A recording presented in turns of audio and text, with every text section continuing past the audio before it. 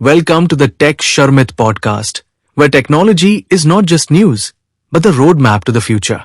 This is a space where we explore the latest tech trends, AI, startups, gadgets, and the ideas that redefine the way we think.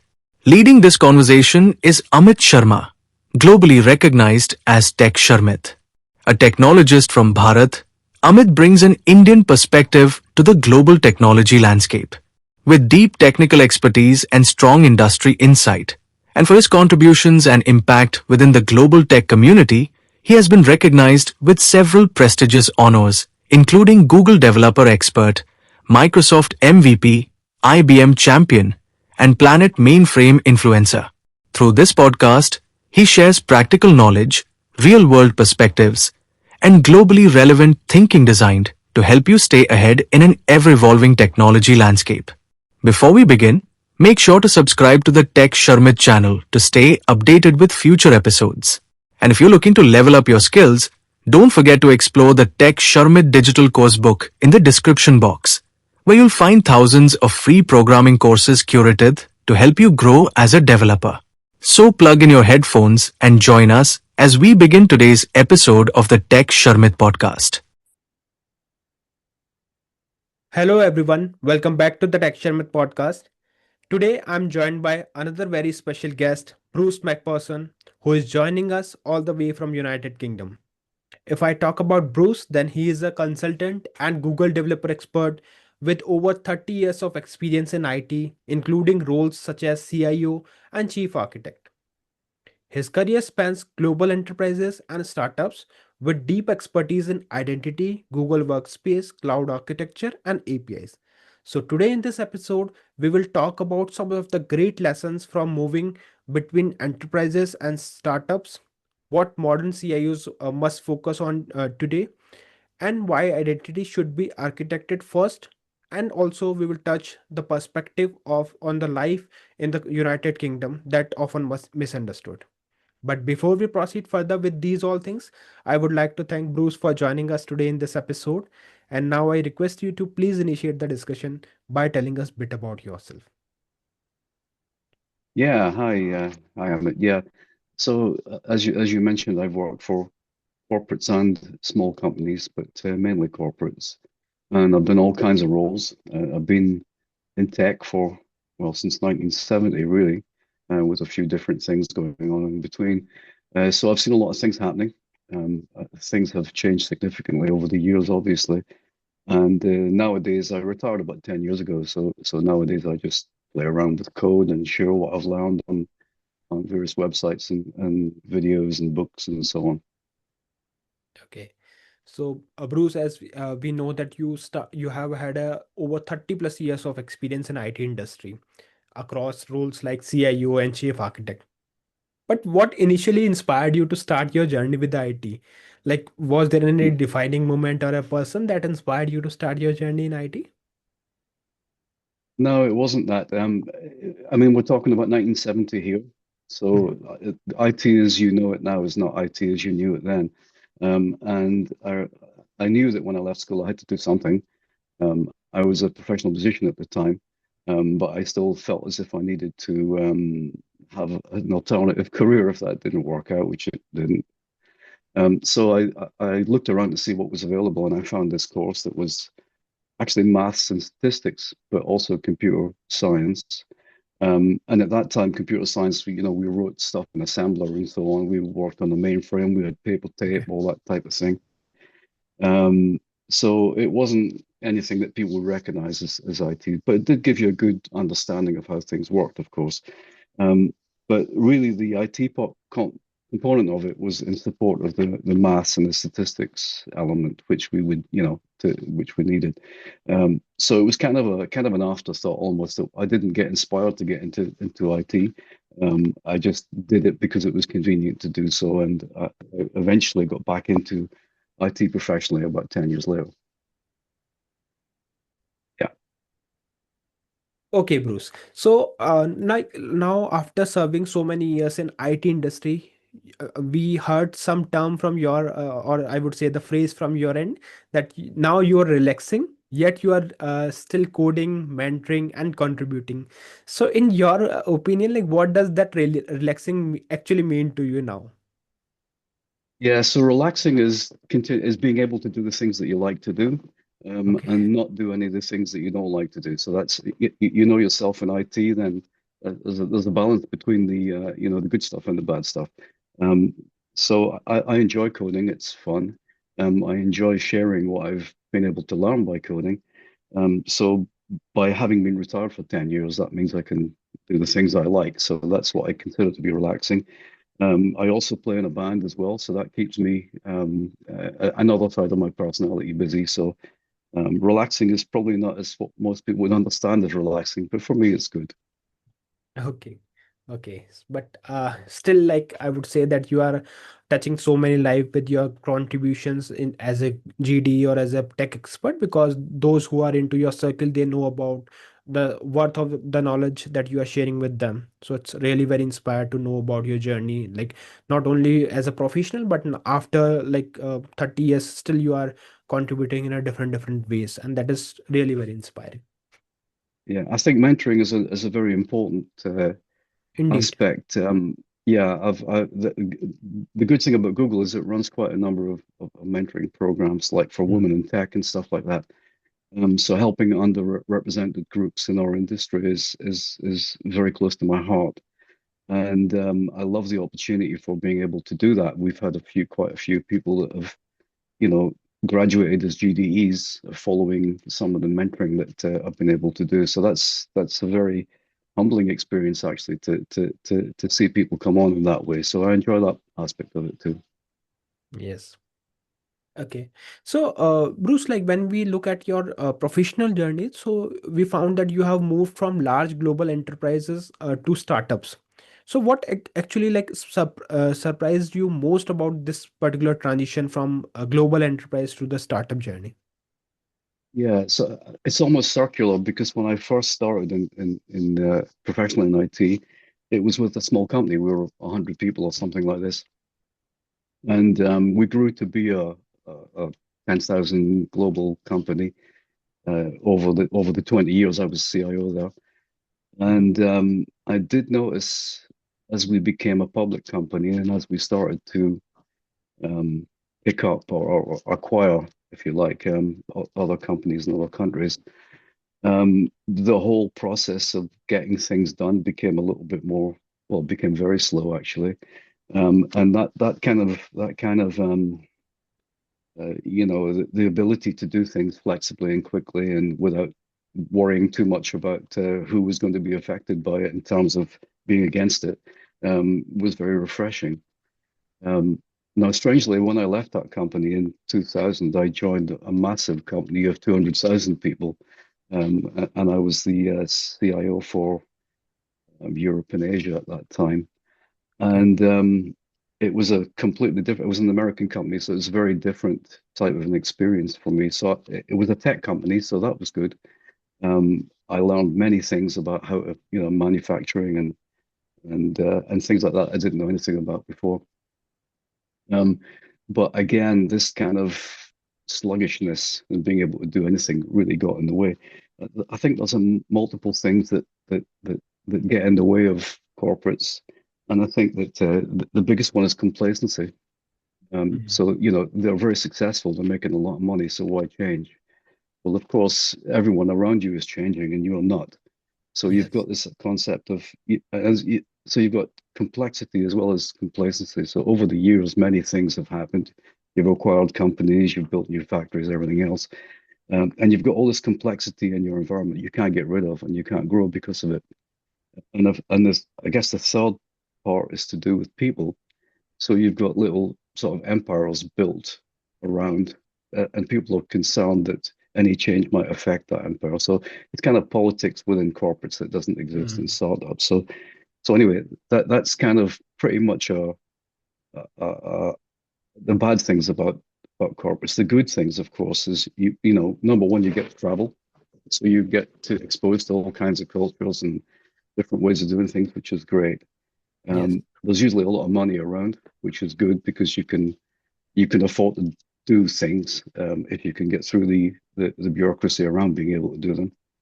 Hmm. Um, so when you get to startups, which I started to do, more or less after I retired, um, what you've got there is, well, there's two kinds of startups. There's those that ride the hype cycle and they Hmm. just want to make a few bucks quickly and get out. And with AI, you're seeing that a lot. You're seeing, let's call them wrapper startups that maybe use ChatGPT and put a front end on it Yes. and charge a lot of money for it. And then, they're all going to go down the tube eventually because once the hype cycle gets, past its peak, they've got nothing to offer.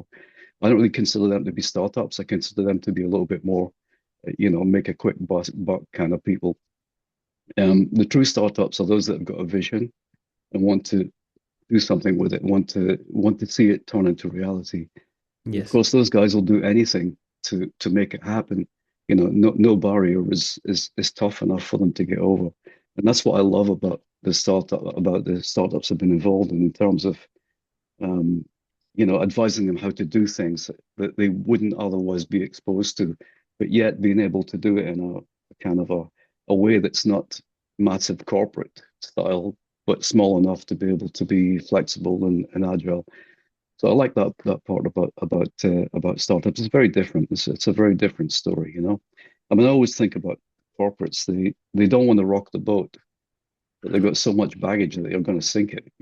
So Yes. it's a real difference. So it's very refreshing startups.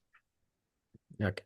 So I think those who are into the startups, though, they will get so many insights from this discussion, and it will for sure help them because at this stage of life, they need a guidance, and I think you are the right person to get these kind of insight from you. Yes, thank you. Okay, so Bruce, like you have served as a CIOs for a very long time. So just a hypothetical question, like if you are standing in front of all the CIOs of the world and there is a long line, of course. So what would you tell them to focus on a particular thing that wasn't as critical 20 years ago when you were working, or what Yeah. do's or don'ts you would suggest for them? Yeah, well, I mean, obviously AI is a thing, and CIOs are, well, not necessarily CIOs, but people are thinking that, with AI we can save loads of money, we can fire everyone. Well, of Hmm. course, you can't really because, it's not a cost saving opportunity, it's a growth opportunity. And I Yes. think if you fire okay, you've got people who can do things that can be, repetitive stuff that can be emulated by AI. Um, but you're going to end up with a lot of mediocre type people, a lot of mediocre type solutions, because you've got rid of the wrong people and you haven't upskilled the ones that you do have. So I think CIOs shouldn't be taken in by the hype cycle of AI. They need to be making sure that they retain the right kind of people, that they upskill the ones that don't yet have the skills, so they can actually get the benefit of AI rather than being a slave to it. So I think it's very important to realize that the hype cycle is at its peak right now. Hmm. And as you probably know from what follows the peak is the what they call the trough of disillusionment, and where you thought everything was going to be wonderful and it isn't. So I think Yeah. that they've got to resist the pressure that they'll be getting from the CEOs to reduce costs by firing people, Hmm. and get focused on the growth, because the CIO is not a technologist. The CIO is a strategist, and he should be there to make the business better, not Right. to make it cheaper. So I think it's important that they care about that, and we're going to talk about identity shortly as well. But that's also very important, that identity is crucial to the security of your company. But now that AI is coming along, um, you need you won't be able to get to the data in your company and be able to leverage it if you haven't taken the time to make sure that it's accessible by the right people under the right conditions. So, I think there's a kind of a shift from um, the just keeping the lights on, if you like, and Hmm. Right. trying to cut costs wherever they can, being part of the growth of the company. I agree. And I think this is the explanation that will also break the myth, because nowadays everyone is talking about AI, that it is going to replace the humans or it is going to take over the jobs. So I think you just explained it in a very simpler way, that yes, adoption of AI is necessary if you want to improve your outcomes, but that is not something that can be replaced completely with humans, right? Humans still need their intelligence, still need.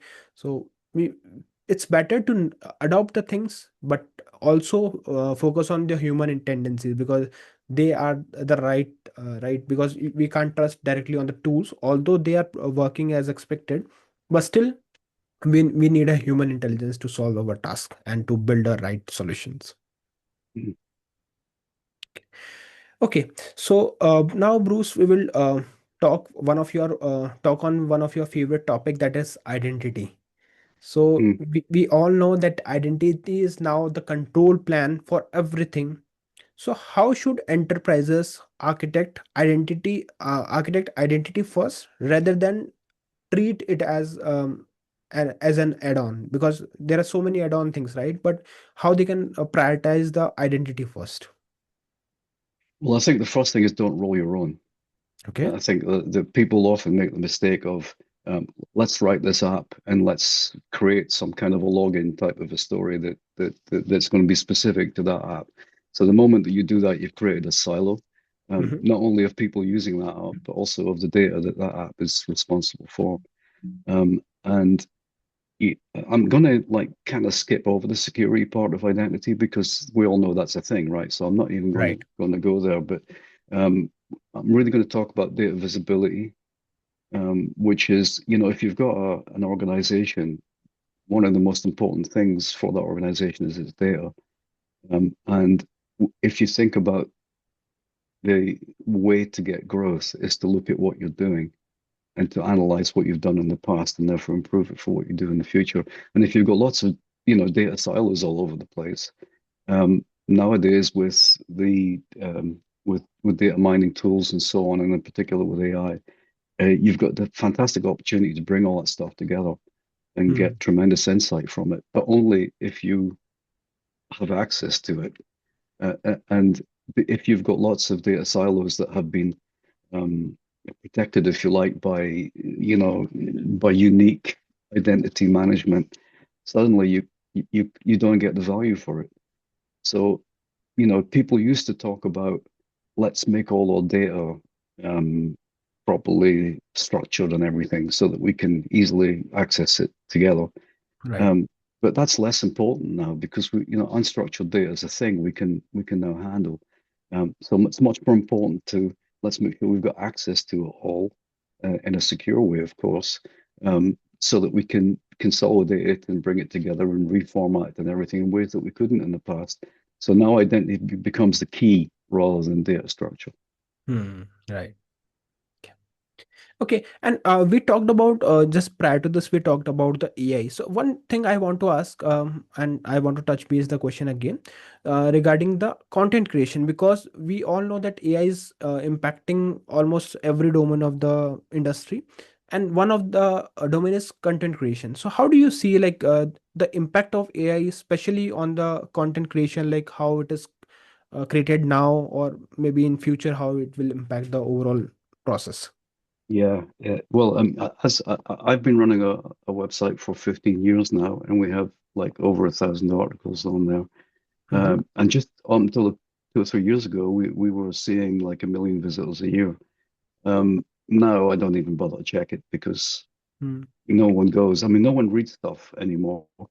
You write technical books and technical articles, and in the past they would sell well. They would be read well. You would have people that would be inspired by them almost.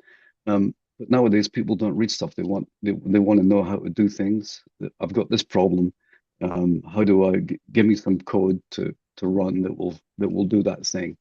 So Mm-hmm. they do that without necessarily understanding what the code does or even why it does it.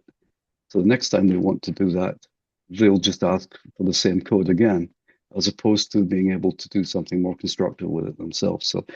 So the idea, actually, if you take something like Stack Overflow, which, as you know, has been the place to go for all knowledge in the past.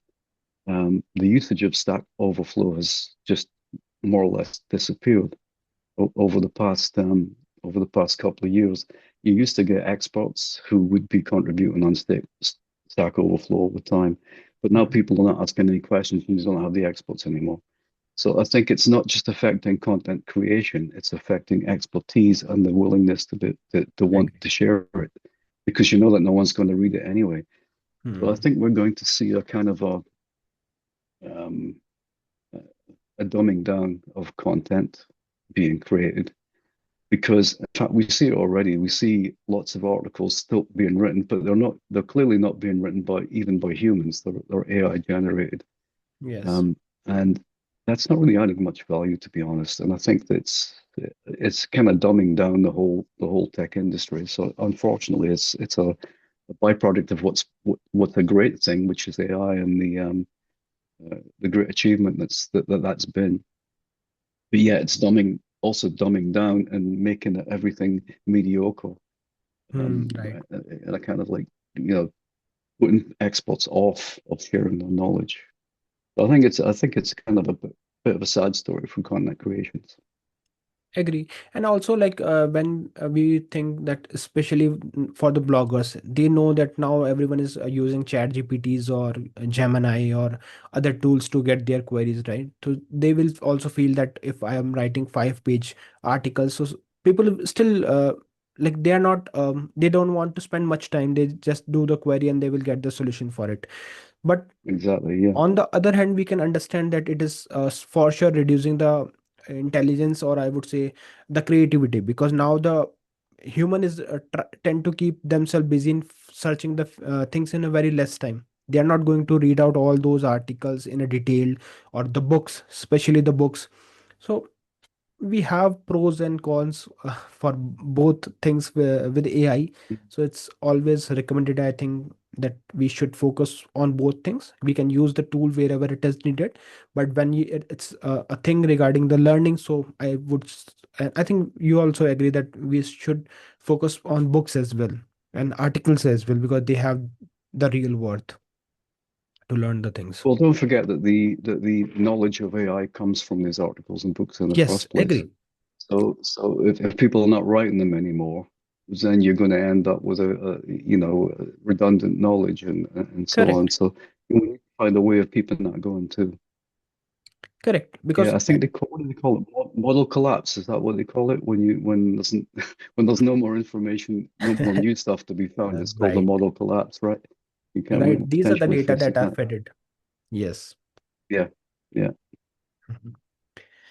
Okay. So now, like as a Google developer expert, somewhere we all know that, in fact, like we both agree that this is a great community. But just for the audience, could you please tell about your experience? Like, how has being a Google developer expert influenced the way you approach problem solving, knowledge sharing, and also your overall role in global developer community? Yeah, so I've been at GD for I think 14 years now. So I remember when we started it. I mean, I'm going to stop for a minute because my chair has collapsed, so I'm going to raise it a little bit. Okay, Yeah, sure. is that better? Yes, it's better now. Yeah. Okay, I'm good again. You'll have to edit that out. I'm sorry about that. Where were we? Yeah, GD. So I've been at GD now for about 14 years. When I first joined, actually, we were about only, I think, 80 people in the whole community. And I think it's, getting on for 1,500 or something, or maybe even more now. I've lost count.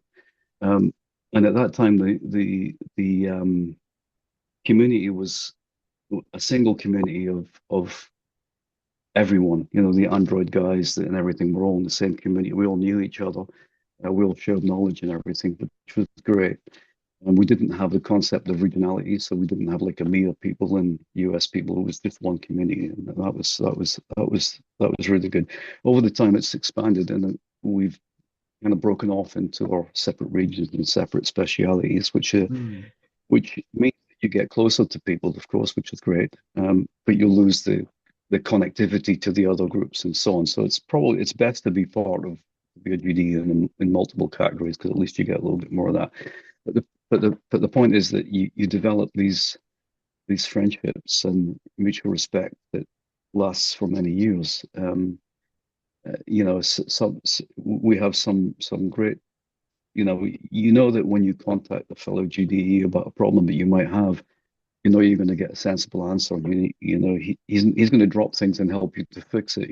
So I think this is great, and it's probably one of the most active communities I've been part of, and it's a really enjoyable experience. I think that the opportunity of working with Google is good also because you get I guess you get insights into how things are done that Yes. would otherwise be a black box, which is quite useful as well. And you don't really get much input into direction, but at least you have a conversation about it, so that's quite good as well. Correct. So yeah, it's a good community, but mainly it's to do with the friendships and mutual respect that you develop between the people in Okay. the community. Yes. And if we particularly talk about the technical aspect of GD, so as a GD, like how, what do you think, like what's an underused Google API or maybe any particular feature that more developers should be paying attention to now in 2026? Well, I'm very fond of the video intelligence API. Mm-hmm. And Video. the reason that I'm fond of that is because I worked with a startup that was in the film industry, Okay. and we used the video intelligence API to analyze film content, and in particular to deduplicate.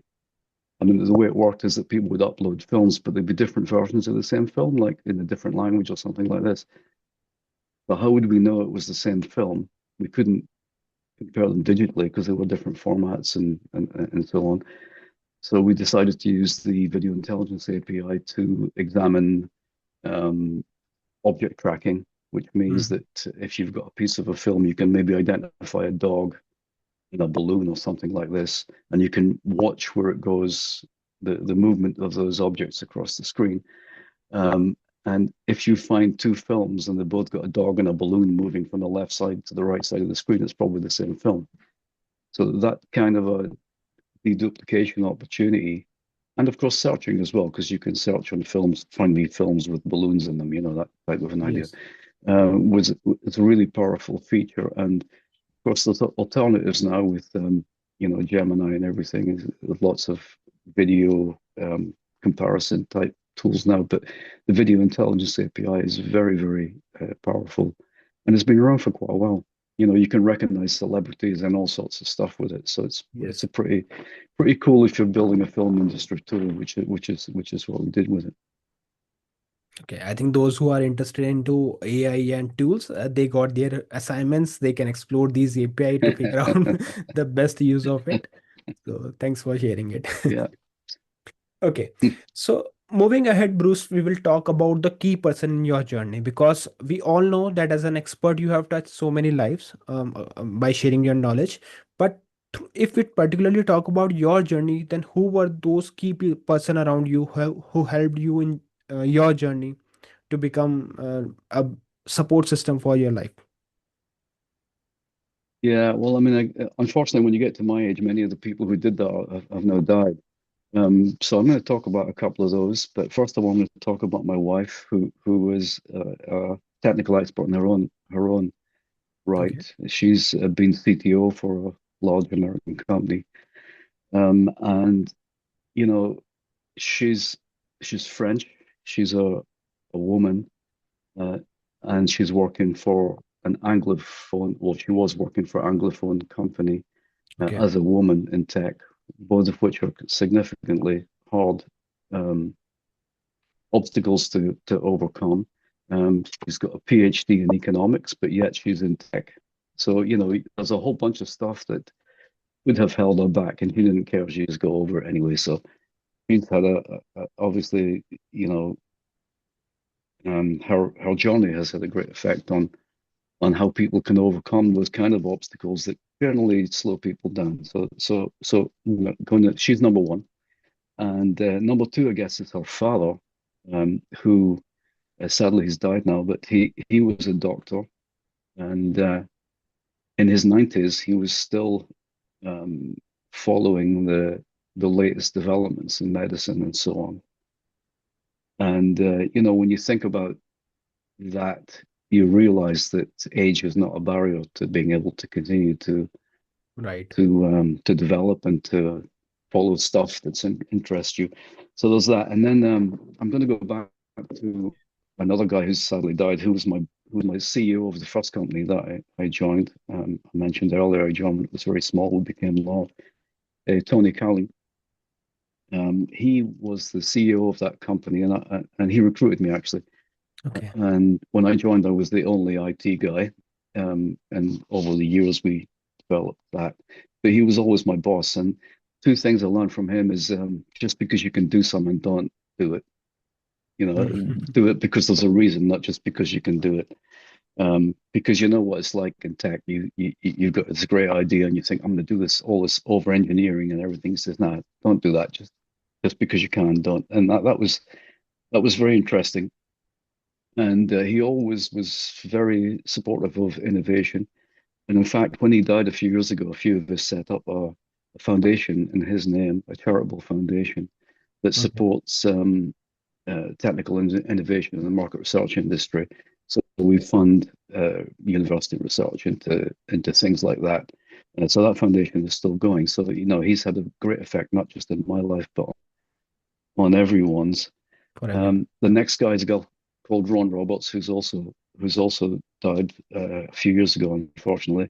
He was my boss at I worked at Lucent and Motorola and Bell Labs, and he was my boss at Thimble as well, actually. He was my boss at all of those companies. I worked at 4 different companies with the same guy, which in itself tells you something. He was the CIO at each of those places. And what he taught me is that you can be friends and have a boss relationship. You don't necessarily have to separate the two. In fact, he was best man at my wedding. So I think there's a kind of a thing that says people that you work with, they're Hmm. not different than your friends. They can be your friends too. They can be a prawn. So moving on to fellow GDs, I guess. Obviously, I'm influenced by them all. In particular, I would like to call out Martin Hoxsey, who's a fellow Scot. That he's been a GD for as long as I have. Okay. And the thing about Martin is I love the way that he highlights other people's work. So Okay. every time that someone does something, Martin digs into it and says, "Look at this brilliant thing that this guy has done, or this guy, and that's how to use it." So he's a master at doing that. The other guy I'd like to call out is Kanchi Taneike, who's a Japanese physicist actually. He's also a GDE, and we've been working together on a few projects lately. And his Okay. capacity for being able to just do things quickly is astonishing. He just gets it and immediately produces a result. So I'd like to call him out too for his speed of execution. Let me say that, and I wish I had the same. In Google, there's a couple of guys. There's Charles Maxon, who's no longer at Google, but who proves that towing the company line isn't necessarily something you need to do, even if you work for a large corporate, which is great. And enthusiasm was the thing that he used to inspire everyone around him. So he's a guy I'd like to call out too. And there's many others, but I think Yeah. that's probably enough for now. Yeah. Okay.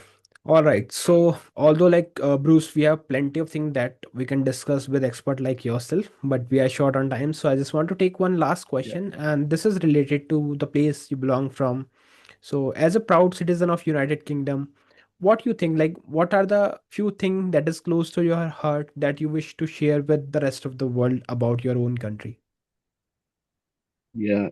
Well, actually, I'm a dual citizen. I'm French as well as British, and I actually identify as Scottish rather than British, as most Scots probably do. So in Scotland, we actually have 3 languages. We have English, but we also have Scots and Gaelic, Mm-hmm. and those Gaelic is dying out now, unfortunately. So, but most people don't know that. Most people think we just speak English, but we don't. And I think you'll find that Scots is, we've got a lot in common. The culture of Scotland has got probably more in common with Scandinavia than it does with England. And I Okay. think we have the same geography, we have the same natural resources, and in our language in Scots, we have many of the same words as they do in Norway, for example, and in Denmark. So, and in terms of we have our own currency, we have our Hmm. own TV stations, we have our own education system, our own legal system. So we're really quite separate than England, and but I think that the thing that I like best about Scotland, and I hope people will recognise, is that we're very liberal. We're very welcoming and very open to all cultures. And I Okay. think when we see the cloak of darkness that's descending on Western Europe and on in fact the West in general, I'm hoping and I'm sure that Scotland will escape that, and maybe we'll get our independence more quickly as a result. So people confuse Scotland with England, but it's not the same place. Yeah.